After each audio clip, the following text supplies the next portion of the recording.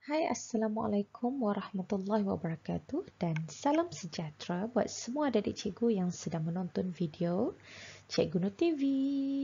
Okey, hari ini cikgu ingin um, menceritakan, menerangkan atau menunjukkan bagaimana jawapan biasa murid-murid dengan jawapan A+.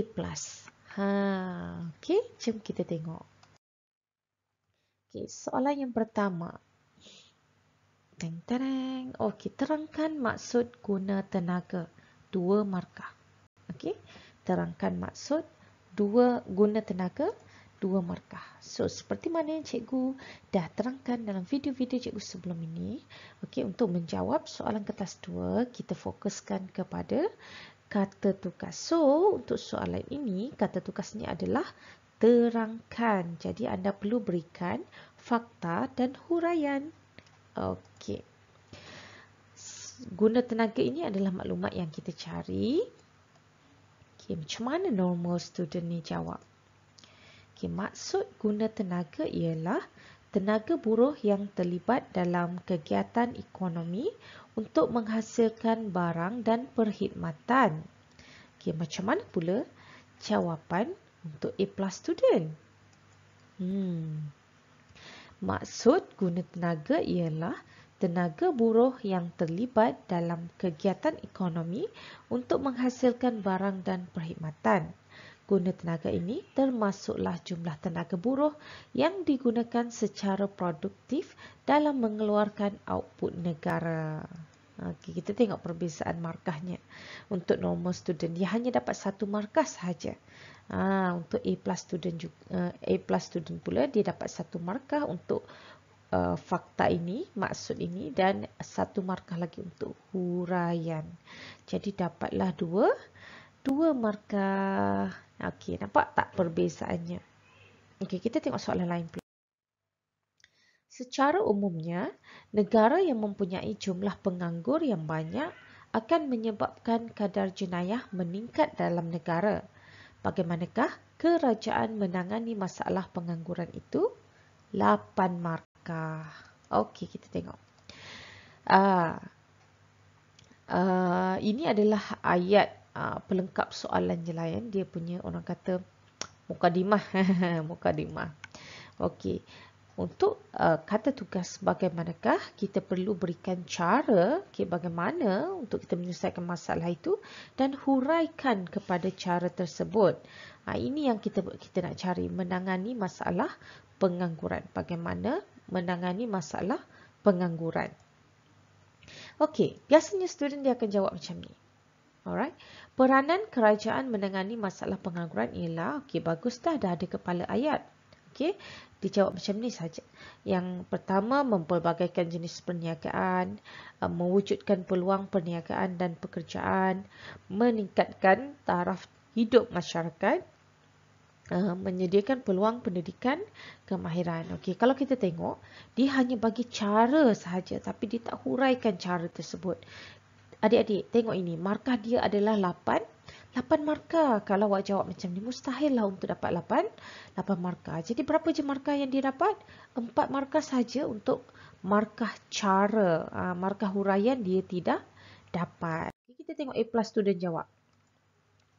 Okay, kerajaan menangani masalah pengangguran ialah, pertama, mempelbagaikan jenis perniagaan. Ini adalah cara dia. Okey, dia huraikan pula kerjasama antara pihak kerajaan dan swasta dalam mempelbagaikan sektor perniagaan seperti pertanian, pengeluaran dan perkhidmatan akan membuka peluang kepada penduduk desa seperti peluang berniaga, mengusahakan chalet dan lain-lain. Okey, 1 markah untuk cara, 1 markah untuk huraian. Okey, seterusnya, cara yang kedua, mewujudkan peluang perniagaan dalam perniagaan dan pendidikan. Okey, huraiannya, pihak kerajaan menggalakkan penduduk desa untuk berniaga supaya dapat menyumbang peluang pekerjaan kepada masyarakat seperti galakan khazanah seni negara agar terus terpelihara dan tidak ditelan zaman. 1 markah untuk cara dan 1 markah untuk huraian. Jadi berapa dah markah untuk A+ student ni? dah 4 markah. Jadi masih belum cukup lagi. Okey, dia perlukan lagi 4 markah.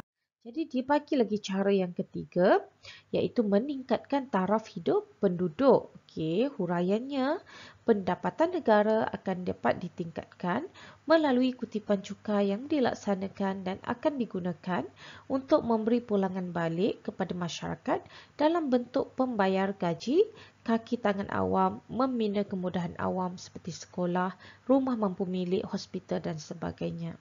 Okey, dapat lagi 2 markah, 1 markah untuk cara dan 1 markah untuk huraian. Okey, dia nak cari lagi 2 markah, dia bagi lagi 1 cara, iaitu menyediakan peluang pendidikan kemahiran. Okey, huraikan kepada cara tersebut.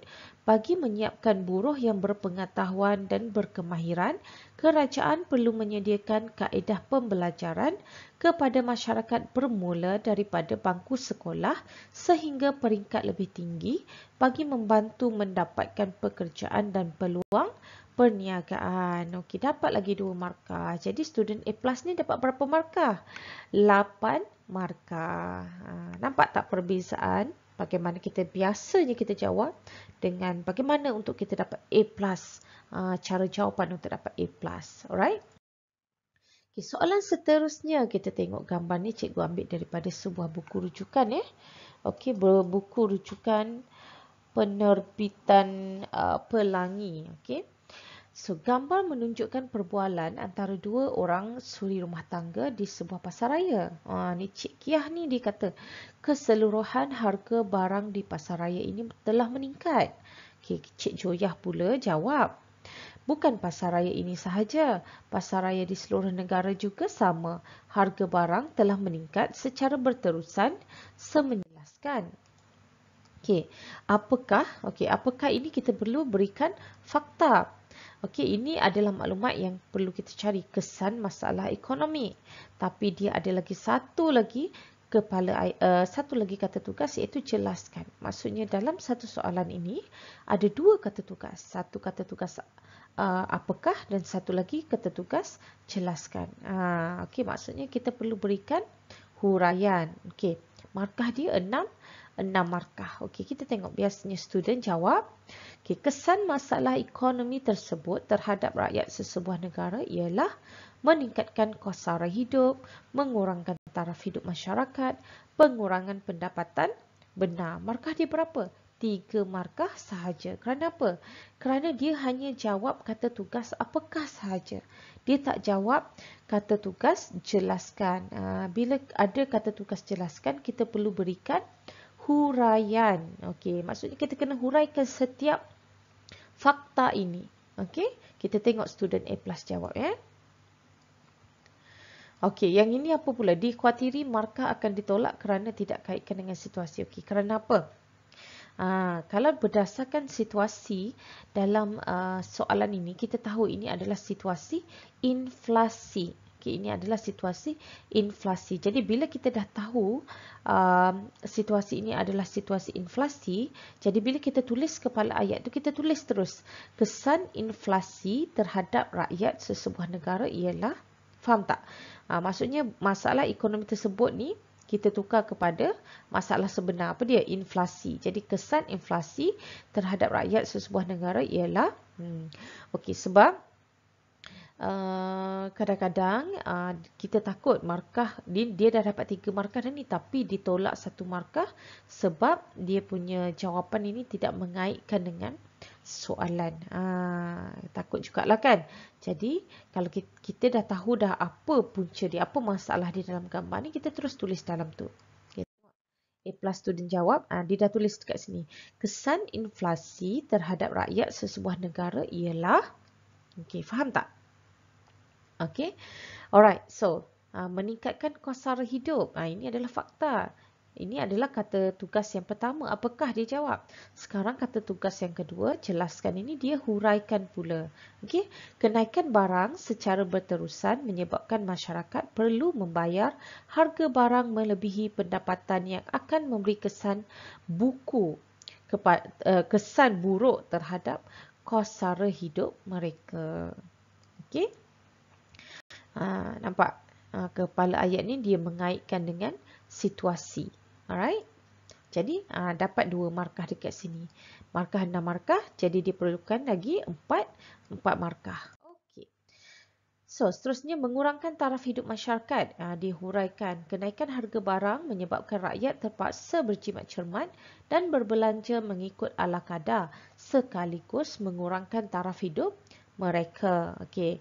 Yang kedua pula, pengurangan pendapatan benar. Okay, situasi ini berlaku jika kadar inflasi jauh lebih tinggi daripada kenaikan pendapatan wang individu. Ianya memberi kesan ketara kepada individu berpendapatan tetap. Okay, so dapat lagi 4 markah. So that total marks ni adalah 6 markah. Macam itulah, okey, perbezaan dia. Macam mana kita selalu jawab dengan macam mana cara kita nak dapat A+. Baik, soalan seterusnya, terangkan peranan kerajaan dalam membendung masalah ekonomi. Okey, 6 markah. Okey. Ini ekonomi apa yang di atas ni ya? Nanti kita tengok Okey, terangkan. Ini adalah minta maaf, ini adalah kesinambungan daripada soalan tadi. Tadi soalan A.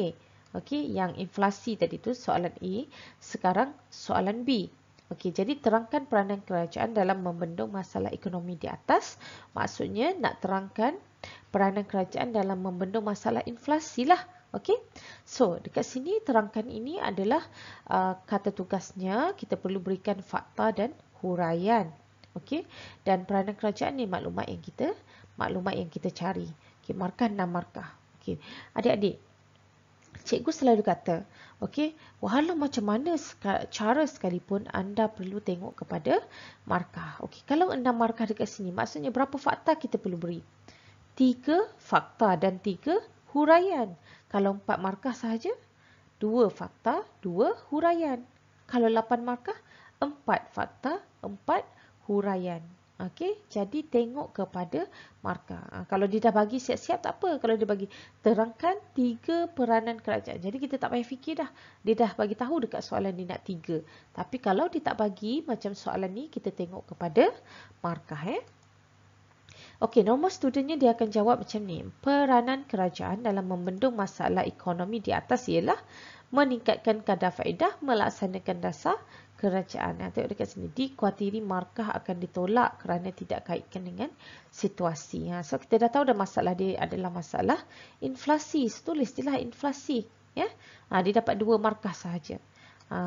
Okay. Tapi dalam soalan ni, kalau masalah inflasi, dia ada 2 cara kan. Meningkatkan kadar faedah dan melaksanakan dasar kerajaan. Jadi, markah 6 markah. Jadi, kita boleh bagi 2 fakta ini. Tapi setiap fakta ni kita bagi 2 huraian. Jadi, dia akan dapat 6 markah jugalah. Okey. Tengok A+ student jawab.